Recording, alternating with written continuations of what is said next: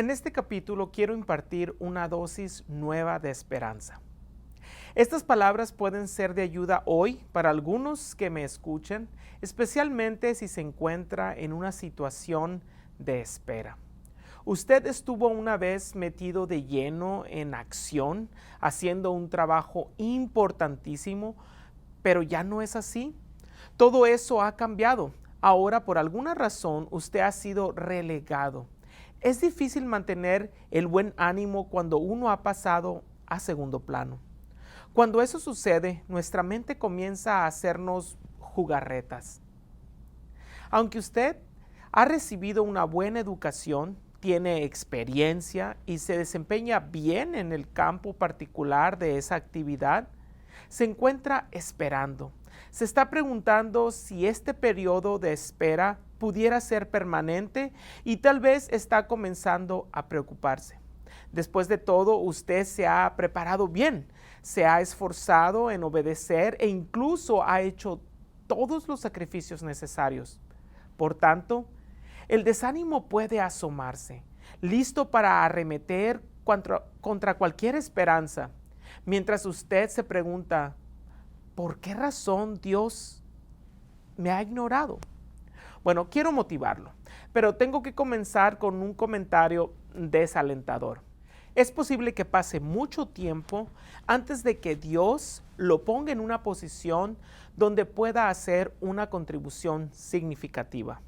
Él puede decidir no revelar sus planes durante semanas o tal vez meses. ¿Está preparado para aceptar esto? Pudiera incluso pasar años. He descubierto que uno de los métodos favoritos que tiene Dios para prepararnos para algo grande es enviarnos a las sombras de la espera. Pero eso no significa que usted está condenado a la oscuridad definitivamente. Tome ánimo de las palabras del autor británico James Stalker, quien escribió en su libro sobre la vida de Pablo lo siguiente: la espera es un instrumento común de disciplina providencial para aquellos que han sido dispuestos para un trabajo excepcional. Haga una pausa y deje que esto penetre profundamente en su mente. La espera es uno de los métodos preferidos de Dios para preparar a personas especiales para proyectos significativos. La Biblia es muy clara en ese principio, desde la primera hasta la última página. A continuación, les voy a mostrar unos ejemplos de la espera como un principio bíblico. La obra excepcional dada a Moisés de liberar a los hijos de Israel de las cadenas de Egipto y llevarlos a la libertad de Canaán, bueno, qué proyecto tan significativo. Sin embargo, cuando vemos a este amigo de Dios haciendo milagros asombrosos en el desierto y demostrando habilidades de liderazgo impresionantes, es fácil olvidar que esperó 40 años para convertirse en líder de los hebreos. Imagine lo que fue eso, 4 décadas que transcurrieron lentamente mientras el anciano Moisés cuidaba ovejas en las llanuras de Medián. Esperando a la sombra de Sinaí, Moisés se topó con la zarza ardiente hasta que llegó a los 80. Sí, a los 80 años, oyó bien. Ahora, la obra significativa dada a David fue que liderara a la nación de Israel durante 40 años. En realidad, durante 40 de los mejores años de David. David recibió ese singular encargo por decreto divino. Sin embargo, olvidamos que esperó 13 años antes de convertirse efectivamente en el rey, viviendo como un fugitivo, un perseguido y acosado por Saúl. La comisión extraordinaria de Elías fue enfrentarse al diabólico imperio de Acab y Jezabel. Hizo eso en la fortaleza del poder de Dios, pero no sin pasar antes un largo tiempo en la sala de espera de Dios en el arroyo llamado Kerit. No fue algo fácil, especialmente cuando ese arroyo se secó, por lo que tuvo que trasladarse a la oscura Sarepta. Durante esos años no hubo para él titulares de prensa, ningún logro importante en su ministerio y ninguna alma ganada para el reino de Dios. No hubo nada. Elías simplemente esperó. La obra fenomenal de José fue ser el primer ministro de Egipto y de mantener viva esa nación durante los largos años de la mortal sequía. Fue llamado a cumplir ese papel en un momento crítico de la historia de Egipto y del pueblo judío. Pero mucho antes que llegara a esas galácticas alturas de prominencia, pasó muchísimo tiempo en las sombras. Tras haber sido vendido como esclavo por sus hermanos, comprado como una cosa por un rico funcionario egipcio, obligado a aprender una cultura completamente diferente y un idioma extranjero, y de haber servido como un muchacho mandadero en la casa de Potifar. Mientras estuvo allí, la esposa de su amo intentó obligarlo a tener una relación adúltera con ella. Pero el joven José tuvo la inteligencia de escapar corriendo, acusado falsamente de violación. José fue echado en un calabozo donde pasó 2 o más años. ¿Haciendo qué cosa? Esperando. Esther salió de las sombras y se enfrentó con valentía a su esposo el rey con la verdad de una conspiración secreta. Dios la utilizó literalmente para salvar a los judíos del exterminio. Sin embargo, es fácil olvidar que los otros años de su vida los había pasado en las sombras, esperando. Debieron ser días o meses en los que se preguntaba, ¿cuál sería el propósito de mi vida? Aquí encontramos un principio que puede despertar un rayo de nueva esperanza. Si usted lo recuerda siempre, una obra excepcional está precedida por una larga espera. Son muy pocas las personas que hacen una obra excepcional. Tan pronto como pasamos al frente para recibir nuestro diploma, creemos que estamos listos para lanzarnos al éxito. Pero ya nos sentimos preparados para dirigir el gran avivamiento. Atención, mundo, aquí estoy yo. Pero hay un pequeño problema. Esa no es la manera como Dios trabaja.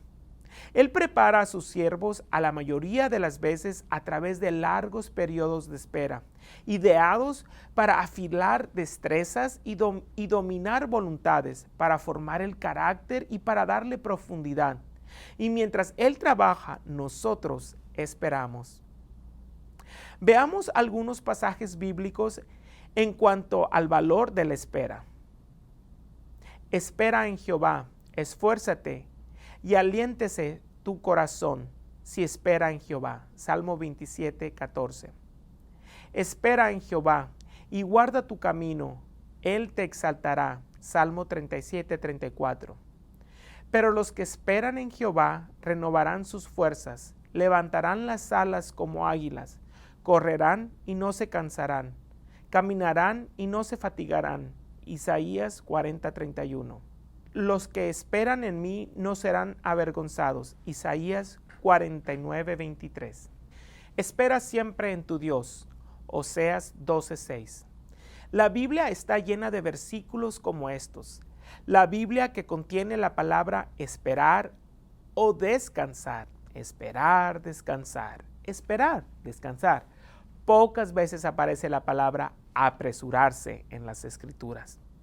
La palabra apresurarse aparece más en nuestro vocabulario que en el plan de Dios. El esperar es contrario a la naturaleza humana. Nos gusta apresurarnos y por eso queremos que Dios se apresure también. Pero Él no tiene prisa, ni siquiera con alguien con tantos dones como Saulo. Como él llegaría a saber después, Dios no nos prepara durante esos tiempos cuando todo el mundo parece no necesitar de nosotros. Él, de manera paciente, deliberada y con firmeza, nos moldea en las sombras para que podamos prepararnos para los años futuros cuando Él decida utilizarnos frente a todo el mundo. Este es precisamente el punto donde nos encontramos a nuestro personaje Saulo. El capítulo 11 de Hechos comienza con él todavía oculto a las sombras, mientras Dios fielmente continúa preparándolo para algo grande. Es posible que en la mente de Saulo comenzaran a surgir dudas mientras esperaba en Dios durante sus años en que estuvo inactivo en Tarso, donde había estado viviendo por un periodo de 5 o tal vez 6 años o más.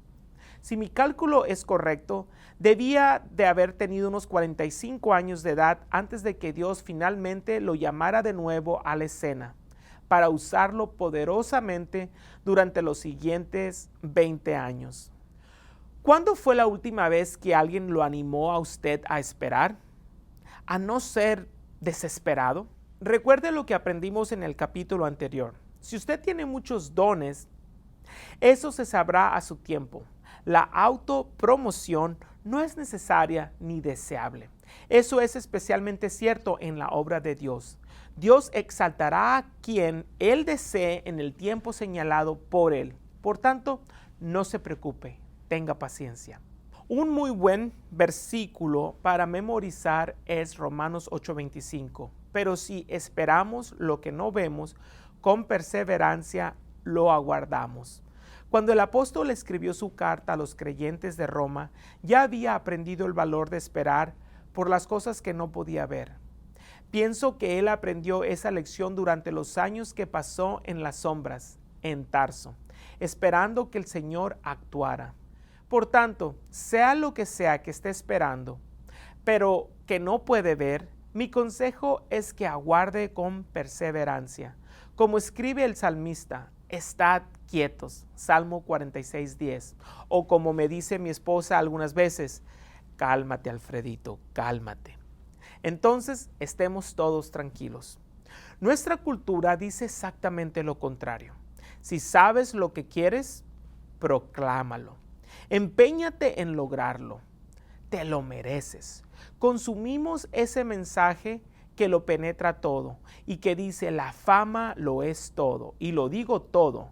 No tiene que preocuparse por la profundidad del carácter ni por la motivación de sus acciones. Preocúpese principalmente por su imagen. Asegúrese de lucir bien en la televisión, eso es lo más importante. La sustancia y el mensaje no importan. Después de todo, la imagen vende. Bueno, tonterías. Ni la fama ni la imagen le importan a Dios. A Él le interesa la sustancia y el carácter. Saulo aprendió la verdad de esto en Tarso. El capítulo 11 de Hechos comienza con un boom. El fuego del avivamiento se ha extendido por toda la región y Antioquía es el epicentro. La notoriedad ha cambiado de Saulo a Pedro, Hechos 10. Pedro había recibido una visión de Dios confirmando el plan de Dios de ofrecer el evangelio al mundo gentil. En esa visión, un lienzo es bajado y en él hay toda clase de comida para que él coma. Pero por no ser comida kosher, comida considerada limpia para la religión judía, se niega a participar de ella. Pedro lucha con su comprensión de lo que la ley prohibía claramente. ¿Cómo podía Dios hacerlo lícito? El Señor insistió en que abriera los ojos para que viera el derramamiento de su gracia a los gentiles. ¿Qué crisis tan grande fue esa para el orgulloso pescador judío? Finalmente, Pedro capta el mensaje. ¿Cuál fue el resultado? Bueno, pues muchos creyeron, entre ellos un gentil llamado Cornelio. Hasta la gente de Chipre y Cirene respondieron al evangelio. El avivamiento continuó expandiéndose por todas las islas del Mediterráneo oriental. Cuando esta arrolladora demostración de gracia llegó a Antioquía, fue algo electrizante. Era abundantemente evidente la obra del Espíritu de Dios. Debió haber sido tremendo ver en ese tiempo cómo el Espíritu de Dios utilizaba a los diferentes evangelistas para predicar con arrojo el mensaje de Cristo a los gentiles. Hasta los griegos que había en Antioquía estaban siendo salvados por la predicación de ciertos hombres que habían venido de Chipre y de Cirene. La noticia de lo que estaba ocurriendo llegó a los creyentes de Jerusalén, según las Escrituras, y enviaron a Bernabé para que fuese hasta Antioquía. Hechos 11:22. ¿Por qué enviar a Bernabé a Antioquía? Porque él era de Chipre. Hechos 4:36. Bernabé podía ministrar productivamente allí, ya que en Antioquía había gente de Chipre. Conocía esa cultura, conocía la lengua, comprendía su modo de pensar. Recordemos también que Bernabé sabía dar ánimo a las personas. Él sabía lo que era la gracia y la dispensaba. Por tanto, la iglesia de Jerusalén tuvo una rápida actuación enviando y despachando a Bernabé hacia Antioquía. Lo que éste experimentó al llegar fue más de lo que se había imaginado. Me habría encantado ver la expresión de su cara al ver lo que estaba sucediendo en Antioquía. Eso sí que era de mucha emoción. Bernabé encajó perfectamente en aquello. Cuando él llegó y vio la gracia de Dios, se regocijó y exhortó a todos a que con corazón firme permanecieran en el Señor, porque Bernabé era hombre bueno y estaba lleno del Espíritu Santo y de fe. Y mucha gente fue agregada al Señor. Hechos 11, 23, 24. La gente estaba viniendo a Cristo por montones. Para Bernabé, ser parte de todo aquello debió haber sido algo grandioso. A propósito, quiero señalar que esas personas fueron agregadas al Señor, no solo a la iglesia. El avivamiento no consiste en aumentar la lista de miembros de una iglesia, sino en añadir nombres al libro de la vida.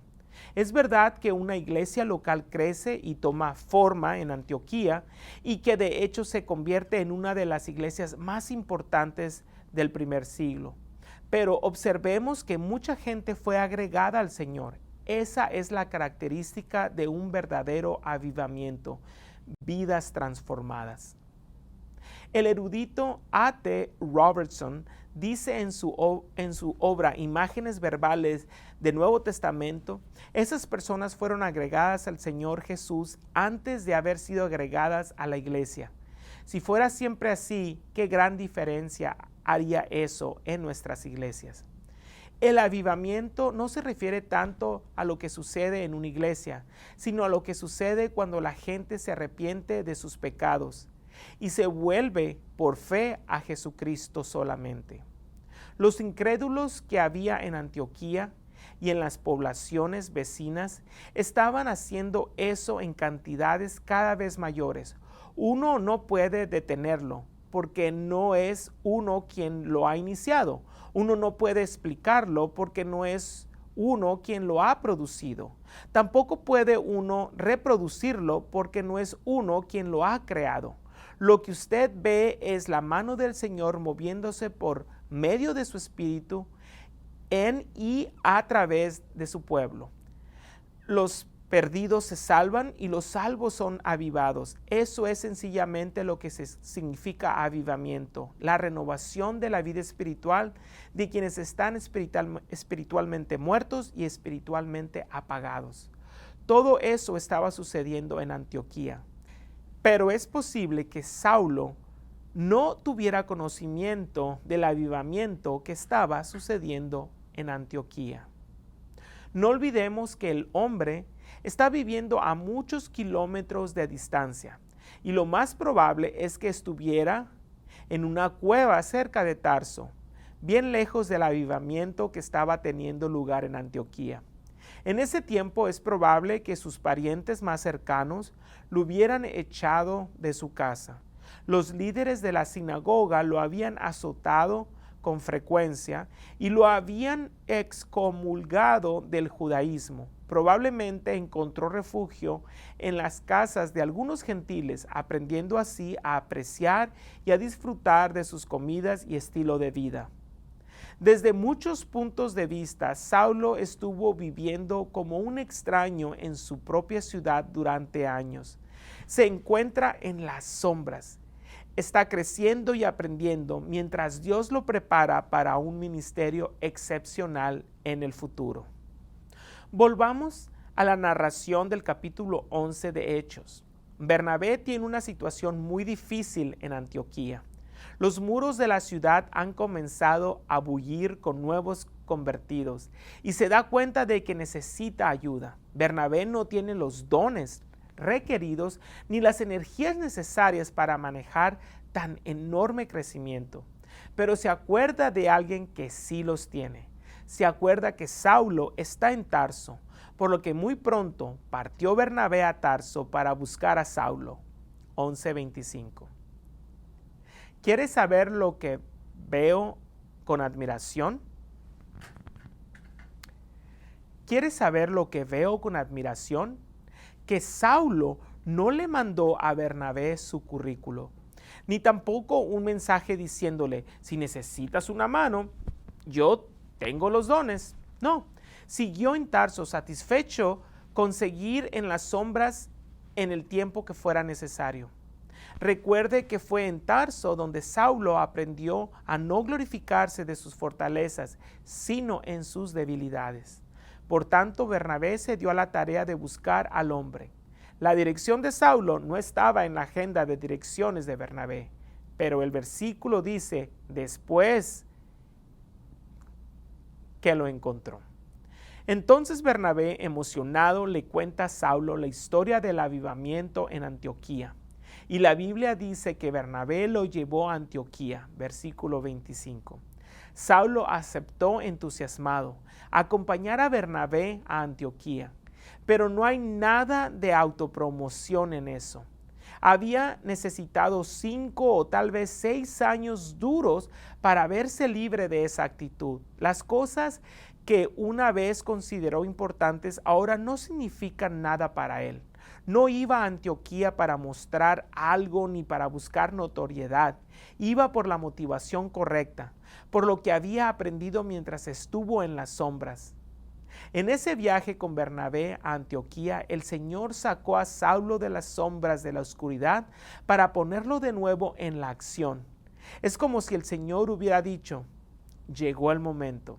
Y sucedió que se reunieron todo un año con la iglesia y enseñaron a mucha gente, y los discípulos fueron llamados cristianos por primera vez en Antioquía. Versículo 26. Las enseñanzas de Saulo marcaron una notable diferencia, porque Saulo era diferente. Se había vuelto humilde bajo la sombra del Todopoderoso. Alejado de la actividad y del bullicio, había recibido revelaciones diferentes sobre el plan de Dios y nuevas percepciones en cuanto a su iglesia y a la importancia de la gracia. De su profunda debilidad sacó el poder para ministrar con mayor fortaleza. ¿Por qué razón? No se apresure tanto a responderme. Porque supo esperar. Con paciencia y de buena gana confió en Dios mientras estaba en las sombras. Tal como dije al comienzo de este capítulo, quiero impartir una dosis nueva de esperanza. Para ayudar a lograr esto, permítame ofrecerle 4 principios que encuentro entre líneas a partir de los hechos que hemos estudiado. En primer lugar, cuando Dios nos prepara para un ministerio efectivo, incorporará lo que nosotros preferiríamos omitir, un periodo de espera. Al escribir esto, me viene a la mente que jamás he conocido a un joven que sea paciente. Para ser sincero, también he conocido a muchos viejos que tampoco son nada pacientes. Todos tenemos prisa. Tener paciencia en una sociedad que está apurada es muy difícil. Sin embargo, es una cualidad esencial que se cultiva solo en largos periodos de espera. En segundo lugar, cuando Dios nos hace esperar, escondiéndonos en su sombra, nos muestra que no somos indispensables. Esto nos hace humildes. Una de las principales razones por las que Dios nos quita de donde estamos y nos hace esperar en su sombra es para recordarnos que no somos la estrella principal, no somos indispensables. Esa comprensión produce verdadera humildad.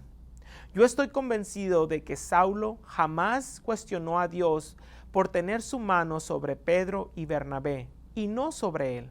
En un tiempo cuando la mayoría de las personas con diversos dones habrían estado ofreciendo sus servicios en el centro de operaciones del avivamiento, Saulo permaneció gustosamente entre bastidores esperando que le llegara su momento. Corrijo, que llegara el momento de Dios. En tercer lugar, mientras Dios nos mantiene ocultos, Él revela las nuevas dimensiones de sí mismo y nuevas percepciones en cuanto al ministerio. Esto nos hace crecer en espiritualidad. Lo que necesitamos hoy no es gente más inteligente ni más ocupada. La necesidad mayor que tenemos es de gente de mayor profundidad espiritual. Las personas con profundidad espiritual siempre tendrán un ministerio. Siempre. Dios nos da esta profundidad espiritual a través del tiempo que invertimos esperando en Él. Y cuarto lugar, cuando Dios finalmente decide utilizarnos, eso se produce en el momento menos esperado, cuando nos sentimos menos calificados. Esto nos hace más efectivos. El plan perfecto para un ministerio efectivo y duradero comienza con el elemento sorpresa. ¿Yo? ¿Estás seguro de que me quieres a mí? ¿Estás seguro de que no quieres a esa otra persona? Ella tiene mucho más grandes atributos y dones, son evidentes y mejores que los míos. Esa es la idea. Es reconfortante en estos tiempos donde hay gente tan competente encontrar a unos cuantos que todavía se muestran sorprendidos por la manera como Dios los está utilizando a ellos. Trágicamente, son más las veces que abrimos las puertas utilizando a menudo la ganzúa del esfuerzo propio. Tratamos de romper las cerraduras con nuestra propia mano. Estamos resueltos a que ese sea el plan de Dios que tiene para mí. Esto es lo que yo tenía en mente. Yo he esperado bastante. Manipulamos las cosas y forzamos nuestra entrada al escenario. ¿Le ha pasado eso a usted? Dios no lo deja ciego como a Saulo, pero puede con toda seguridad amargarle la existencia. Usted no tendrá ninguna sensación de satisfacción en el ministerio. Habrá también una ausencia de paz interior. A la larga la presión lo alcanzará y terminará lamentando el día en que forzó esa puerta que estaba cerrada. Pero aquí está la nueva esperanza. Dicho en solo 3 palabras, Dios es poderoso. Sé que usted está cansado de esperar, sé que es duro, pero la espera es un curso obligado en el currículo divino. No sea un desertor de la escuela de la obediencia de Dios, sigue en ella, permanezca allí, porque hermano, a usted también le llegará su turno. Dios lo bendiga grandemente. Y nos vemos en el próximo estudio de la vida de Pablo. Hasta luego.